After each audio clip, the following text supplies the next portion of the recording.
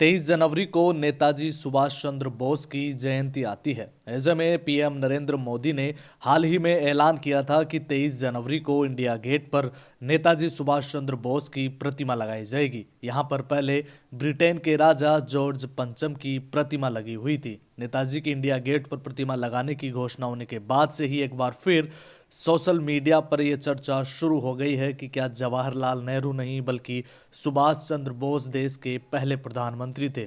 ऐसे में आज के इस वीडियो में हम आपको बताएंगे कि क्या सच में जवाहरलाल नेहरू नहीं बल्कि नेताजी सुभाष चंद्र बोस देश के पहले प्रधानमंत्री थे। नेताजी सुभाष चंद्र बोस ने 21 अक्टूबर 1943 को भारत की पहली स्वतंत्र अस्थायी सरकार का गठन किया था, जिसका नाम था आजाद हिंद सरकार। बोस ने इस सरकार का गठन दूसरे विश्व युद्ध के दौरान सिंगापुर में किया था। नेताजी ने इस सरकार को आजाद भारत की पहली अर्जी हुकूमत आजाद हिंद कहा था। इसे निर्वासित सरकार यानी कि गवर्नमेंट इन एग्जाइल भी कहा जाता है।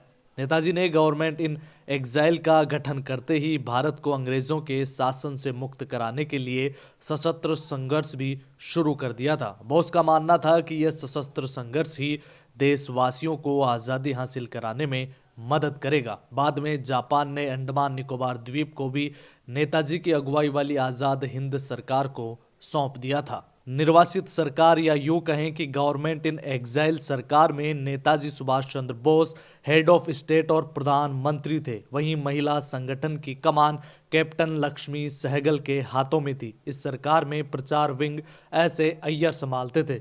क्रांतिकारी नेता रास बिहारी बोस को नेताजी का प्रधान सलाहकार बनाया गया था। आजाद हिंद सरकार के पास अपना बैंक, करेंसी, सिविल कोड और स्टैंप भी था। बोस ने आजाद हिंद फौज में देश की पहली महिला रेजिमेंट रानी झांसी रेजिमेंट का भी गठन किया था।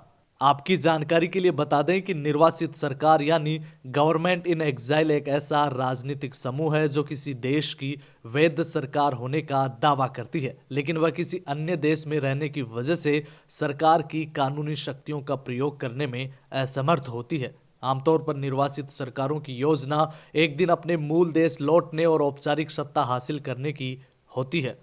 निर्वासित सरकारों का चलन नेताजी द्वारा आजाद हिंद सरकार के गठन से पहले से ही चला आ रहा है और अब भी कई देशों में निर्वासित सरकारें काम कर रही है। इसका सबसे बढ़िया उदाहरण तिब्बत का है, जहां दलाई लामा द्वारा 1959 में गठित तिब्बत की निर्वासित सरकार भारत की राजनीतिक शरण में रह रही है, क्योंकि तिब्बत पर चीन ने कब्जा कर रखा है। नेताजी द्वारा गठित देश की पहली आजाद सरकार को उस समय धुरी राष्ट्रों के गुट में शामिल Germany, Japan, Italy, Croatia, Thailand, Burma, Manchuria, Philippines समेत 8 देशों ने मान्यता दी थी और उसका समर्थन भी किया था। नेताजी की अस्थायी सरकार के गठन में जर्मनी ने भी महत्वपूर्ण भूमिका निभाई थी। इसमें जापानी सेना का भी अहम रोल था। इस सरकार के गठन के लिए नेताजी ने सिंगापुर को चुना था, क्योंकि उस समय सिंगापुर पर जापान का कब्जा था। जापान उस समय अंग्रेजों के खिलाफ दूसरे विश्व युद्ध के लिए बने जर्मनी के नेतृत्व वाले धुरी राष्ट्रों का सदस्य था।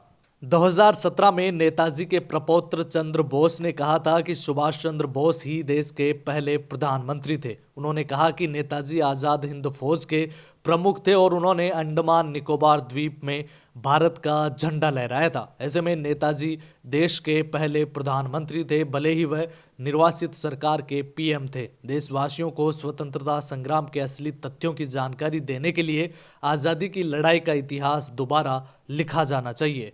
कुल मिलाकर कहें तो नेताजी सुभाष चंद्र बोस देश की पहली निर्वासित सरकार के प्रमुख यानी कि प्रधानमंत्री थे, तो वहीं जवाहरलाल नेहरू देश की आज़ादी के बाद गठित पहली अंतरिम सरकार के प्रमुख यानी कि प्रधानमंत्री थे। ऐसे में आप खुद ही ये तय कर लीजिए कि भारत का पहला प्रधानमंत्री किसे कहा जाना चाहिए।